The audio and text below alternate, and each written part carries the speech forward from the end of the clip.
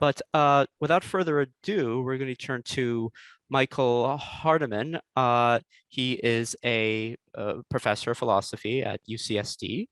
Um, Before coming to UCSD, he taught at Harvard and MIT, and his main area of research is both on 19th century German philosophy and in social and political philosophy, with a focus on the metaphysics of race and on racism. And he's most recently the author of the book Rethinking Race, the Case for Deflationary Realism. And here he is on the idea of systemic racism. We'll go for about an hour and then have a Q&A. So I turn it over to you. Oh, also, I included within the chat a link to a handout that accompanies this talk. Okay, thank you very much. Let me share my screen if I can get that to work. All right, well, we should get going then. So Yes. The title is The Idea of Systemic Racism. And first, an introduction. The word systemic racism has gained currency since the 2020 police murder of George Floyd. It's not uncommon nowadays for people to speak of systemic racism in contexts in which they would earlier have spoken simply of racism. The notion that systemic racism exists and presents a significant social problem has become a fixture of anti-racist common sense. The noun phrase, systemic racism, has made it into the dictionary. From a philosophical point of view, however, what systemic racism is remains unclear. Characterizations found on the internet are remarkably unhelpful. You can easily get the impression that systemic racism is a hodgepodge notion, that the terms referent is nothing more than a miscellany of racial ills, writers who devote their energies to articulating systemic racism, substantive dynamics, do so without ever clearly articulating what the concept is. Analytical philosophers such as Lawrence Blum and J.L.A. Garcia have been skeptical of the idea, preferring to work with other simpler and more tractable racism concepts. Sally Haslanger and Tommie Shelby represent two notable exceptions. Neither uses the term systemic racism, but each arguably possesses the concept. Each provides insights that must be taken on board. So my aim in this talk is to explain what systemic racism is. So first, a definition or a specification. Systemic racism can be helpfully specified as the form of racism that consists in a systemic structural oppression of a racialized group to the social, economic, and political advantage of another. To say that systemic racism is a form of racism is to say, inter alia, that it is a moral political ill having to do with race. Saying that's a form of racism indicates that it's not to be identified with racism as such. So systemic racism, not identical to racism, the concepts. The word systemic racism is not a pleonasm. It refers to a particular form racism can take. Doxastic racism, that is racism in belief, and antipathy racism, hostility based on race, are examples of other kinds of racism. Each could arguably obtain in a social world in which systemic racism did not exist. An account of systemic racism, then, will be an account of the specific kind of racism that systemic racism is. Oppression is the larger moral political notion in terms of which the concept systemic racism is framed. Systemic racism is a form of oppression. The larger concept racism, however, is not to be identified with the concept of oppression. So racism not identical to oppression. Classism, sexism, heteronormativity are all examples of forms of oppression that are distinct from and interact with racism, generally speaking. Nor is the larger concept of racism to be defined in terms of oppression.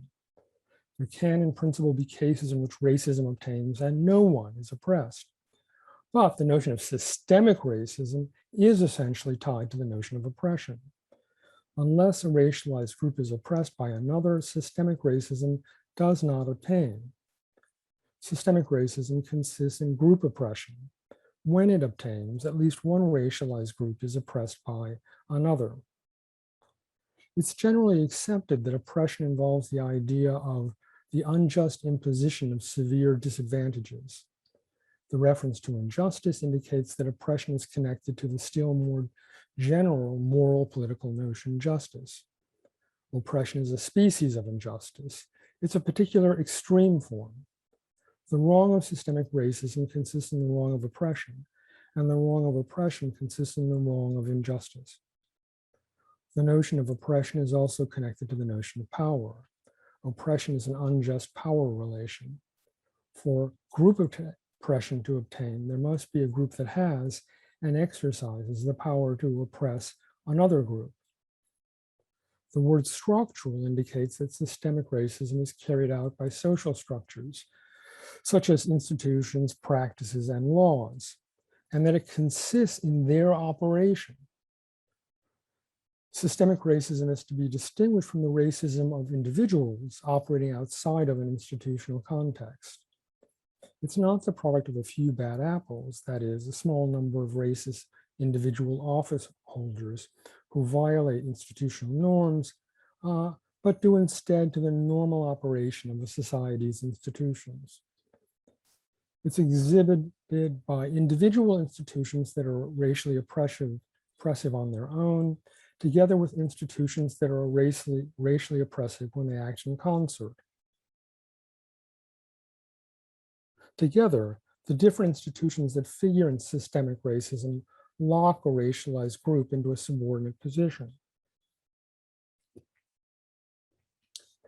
Marilyn Frye's metaphor of a birdcage is apt. The idea is that the interlocking wires of the cage that hold the bird firmly in place are analogous to the different social structures that hold members of subordinated racialized groups in place.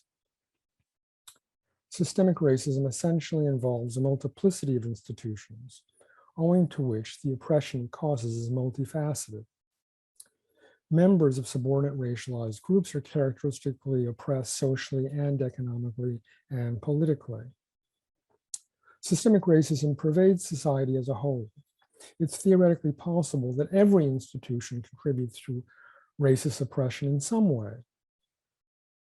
But the extensiveness of systemic racism can vary. It's possible for a systemically racist society to contain particular racially neutral institutions that do not contribute to racial oppression in any measurable way. The concept does not require that each and every institution be oppressive. It allows that institutions that do in fact contribute to racial oppression may contain particular racially neutral features, that is, features that don't themselves contribute measurably to this result. It also allows that a systemically racist society may contain ameliorative structures, such as an equity, diversity, and inclusion program designed to address racism that mitigate, but do not eliminate racial oppression. Metaphysically, systemic racism is not an institution or set of institutions. It's a feature or property of society. It's the property of oppressing members of a racialized group. When systemic racism obtains, the society that exists. At the most fundamental level, systemic racism is predicated on what Rawls calls the basic structure of society, the main political, social, and economic institutions, and the way in which they fit together. A society counts as systemically racist if its basic structures constitutes a system that oppresses members of a racialized group. The groups that figure in systemic racism are racialized groups. Talk of racial groups is avoided in part because the idea that biological races exist is controversial. The dominant position in the literature is that there are no biological races in human beings. But even if one thinks that biological races of a certain kind do exist, as I do, it's important to register that the groups that figure in systemic racism do so as racialized groups rather than races. Historically, systemic racism has taken two prominent forms: colorblind systemic racism and explicitly discriminatory systemic racism. Colorblind systemic racism is the type of systemic racism on which the philosophical literature tends to focus.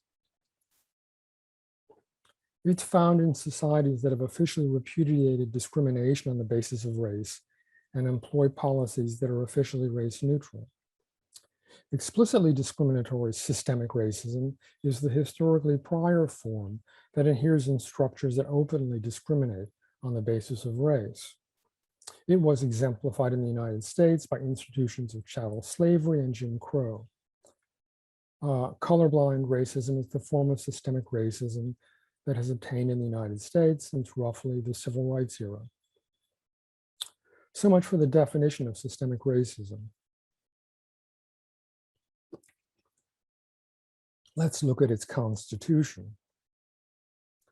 Systemic racism is a complex form of racism that comprehends other independently defined forms of institutional racism. Shelby distinguishes between institutional racism and what I will call the constitutive, disparate outcome, and structural sense. A systemically racist society will contain institutions that are racist in each of these three senses. Institutional racism in the constitutive sense obtains when the goals of an institution, the content of the rules and role criteria of an institution, or the application of an institution's procedures are racist. The goals of a racist institution may be explicitly and overtly racist, as was the case in institutions of Jim Crow, or implicitly and covertly racist,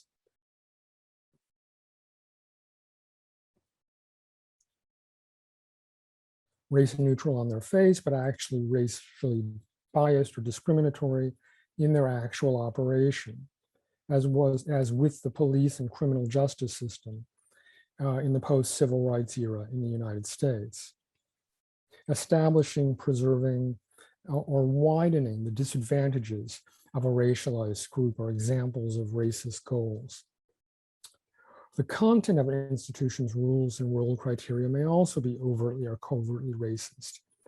They count as overtly racist when they are overtly biased or discriminatory, and covertly racist when their bias or discrimination is hidden. The application of an institution's procedures will per force be biased when the content of those procedures is explicitly racist. Even if the administrators apply such procedures impartially, the result will reflect the bias of the procedure's content. If the content of an institution's procedure is race neutral, but the administration of those procedures reflects the personal prejudices and implicit biases of the officers who administer them, the application of these procedures will be biased. In that case, the institution may be criticized as racist because it's the responsibility of institutions to ensure that their procedures are administered in an impartial and even-handed way. Institutional racism in the disparate outcome sense occurs when an institution employs a policy that's race neutral on its face, but nevertheless has a significant adverse impact on a racialized group. And the canonical example is that of the seniority system, last hired, first fired. An institution that is racist in this sense, that is the disparate outcome sense, effectively channels the constitutive institutional racism of other institutions that place the disadvantaged racialized group in a vulnerable position. Their racism flows through it.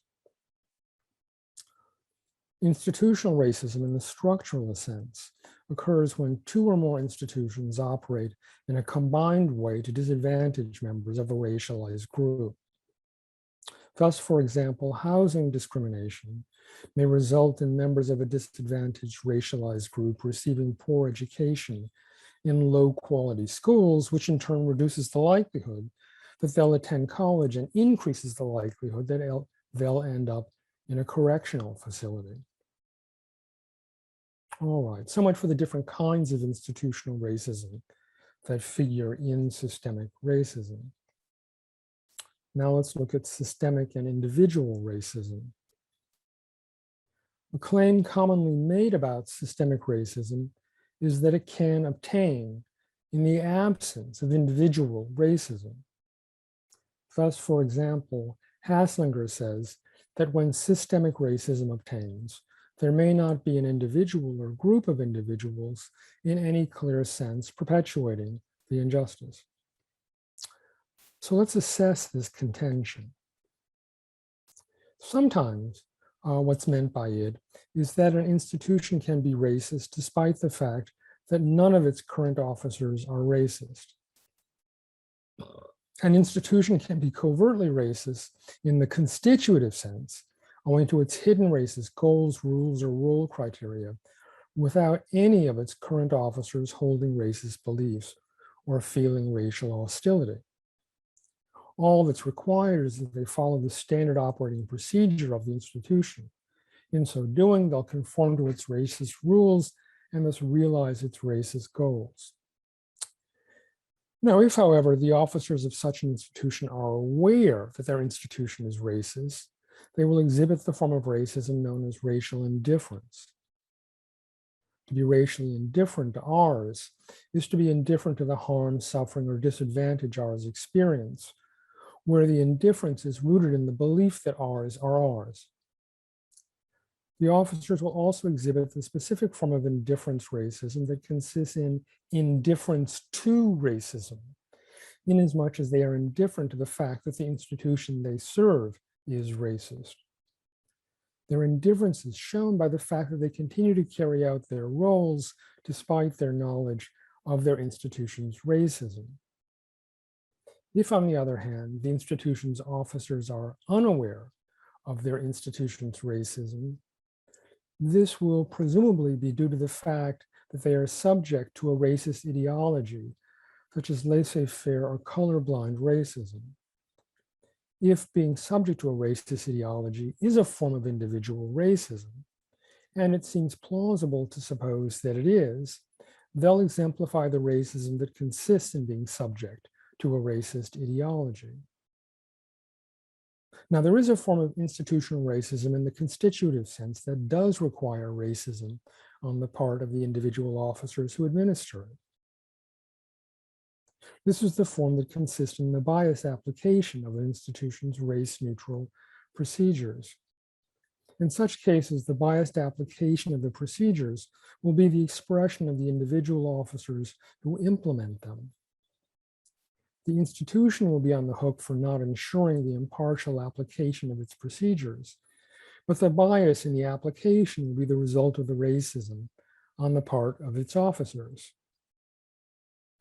An institution can be racist in the disparate outcome sense without any of its officers holding personal prejudices or biases. All that's required for the realization of the racially disparate outcomes is that the officers follow the normal operating procedures of their institution. In the case of institutional racism in the structural sense, the compound effect of the combined operation of the different institutions is unintended. It's neither the result of the coordination on the part of the relevant officials and policymakers, nor is it sought by them. Consequently, institutions can be racist in the structural sense without there being any current officer who is racist. Now, sometimes what's meant by the claim that systemic racism can obtain in the absence of individual racism is that an institution can be racist without it being the case that an institution's racism can be traced back historically to the racism of individual agents. Inasmuch as institutional racism in the structural sense consists in the unintended effects of different institutions operating in concert, it will not be historically traceable to the racism of individual agents. It represents a form of racism about which it's especially apt to say, with Haslanger, that the structures themselves, not individuals, are the problem. If an institution is racist in the disparate outcome sense, its racist effects cannot be traced back historically to its founders. This is because the institution was not designed to produce the racist effect. If an institution is racist in the structural sense, its racism may not be historically traceable to the individual agents who founded it or gave it its current form. Its racism won't be historically traceable to the individual agent who founded it or gave it its current form if it's not racist in the constitutive sense. On the other hand, if an institution is racist in the constitutive sense, because of its goals, rules, or role criteria, the institution's racism can be traced back historically to groups of individuals who founded the institution or gave it its current form. The explanation of how the institution originally came to have or later acquired racist goals, rules, or role criteria is that it was instituted or given its current form in order to realize those goals and have those rules and role criteria. In such a case, there are groups of individuals who can be blamed for the institution's racist goals, rules, or role criteria. Nonetheless, there is a sense in which we can say of such an institution that the structure itself, not the group of individuals who founded it or gave it its current form, is the problem. Ending the oppression requires changing the structure. All right, so much for the relation of systemic and individual racism. Conclusion. Systemic racism is hugely important. It's more explanatory of persisting racial inequalities than individual racism, and of greater moral concern. What I've tried to do in this talk is to show that the concept of systemic racism is analytically meaningful. I commend it to you as an indispensable discursive tool in the struggle against racial inequality. Thank you.